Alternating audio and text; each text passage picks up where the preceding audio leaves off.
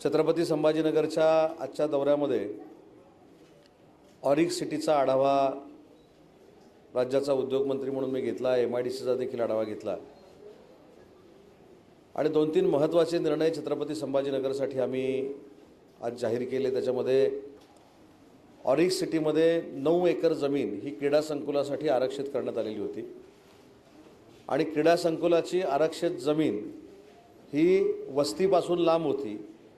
त्यामुळे तिथल्या इंडस्ट्रीच्या लोकांनी, स्थानिक लोकप्रतिनिधींनी, विशेषतः जे विलास बापू असतील, खासदार संदीपान भुमरे साहेब असतील, यांनी मागणी केली की ती मानवी वस्तीच्या जवळ असली पाहिजे, कारण मुलांना तिथे खेळायला जाणं, तिथे चांगल्या पद्धतीचं स्पोर्ट्स ट्रेनिंग सेंटर उभं करणं, यासाठी जागेचा बदलण्याचा आम्ही निर्णय घेतला।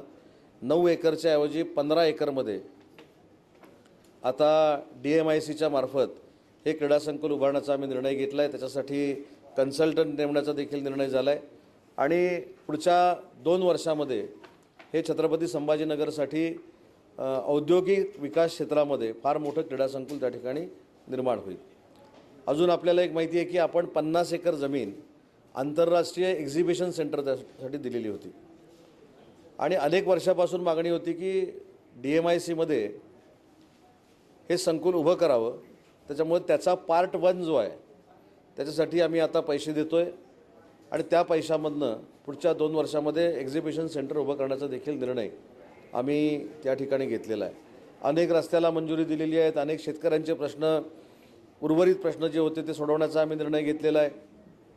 हा सगळा आढावा MIDC आणि ऑरिक सिटीमध्ये जाऊन मी घेतला आणि आता आपण बघितलं असेल की छत्रपती संभाजीनगरमधल्या सगळ्या साहित्यिकांना मी संवादासाठी या ठिकाणी बोलवलं होतं, त्यांच्याशी चर्चा करण्यासाठी बोलवलं होतं आणि पहिला संवाद महाराष्ट्रातला आज मी या सगळ्या छत्रपती संभाजीनगरांच्या साहित्यिकांशी, लेखकांशी, कवींशी केला आणि त्याच्यातनं एका निर्णयाप्रत आपण आलो की छत्रपती संभाजीनगरला देखील साहित्यिकांचा मोठा वारसा आहे। त्याच्यामुळं प्रत्येक जिल्ह्यामध्ये मराठी भाषा विभाग हा कलेक्टर ऑफिसमध्ये सुरू करण्याचा निर्णय आम्ही जो घेतला आहे, त्याच्यामध्ये जिल्हाधिकाऱ्यांना मी सूचना केलेल्या आहेत की मराठी भाषा विभागाला देखील जागा उपलब्ध करून द्यावी।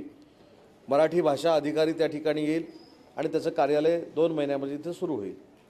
आणि अजून एक जो महत्त्वाचा निर्णय घेतला आहे छत्रपती संभाजीनगरमध्ये, ते म्हणजे हिंदू हृदय सम्राट बाळासाहेब ठाकरे साहेबांच्या नावानं ते जिल्हा मराठी विकास केंद्र जे करायचं होतं ते देखील संभाजीनगरमध्ये करण्याचा आम्ही निर्णय घेतला आणि त्यासाठी 10 कोटी रुपये हे मराठी विभाग खर्च करणार आहे।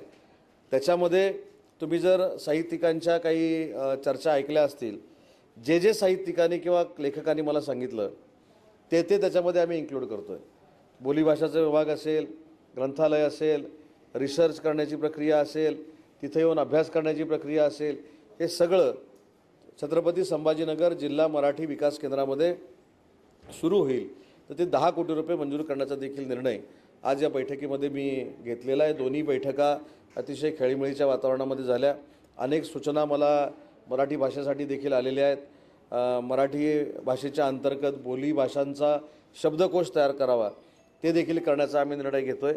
त्याच्यामुळे अनेक गोष्टींवर अतिशय सकारात्मक चर्चा झाली आणि त्याच्यातनं छत्रपती संभाजीनगरला मराठी भाषा अंतर्गत देखील आणि उद्योग विभागाअंतर्गत देखील निधी देण्याचा निर्णय उद्योगमंत्री म्हणून आणि मराठी भाषा मंत्री म्हणून मी घेतलेला आहे।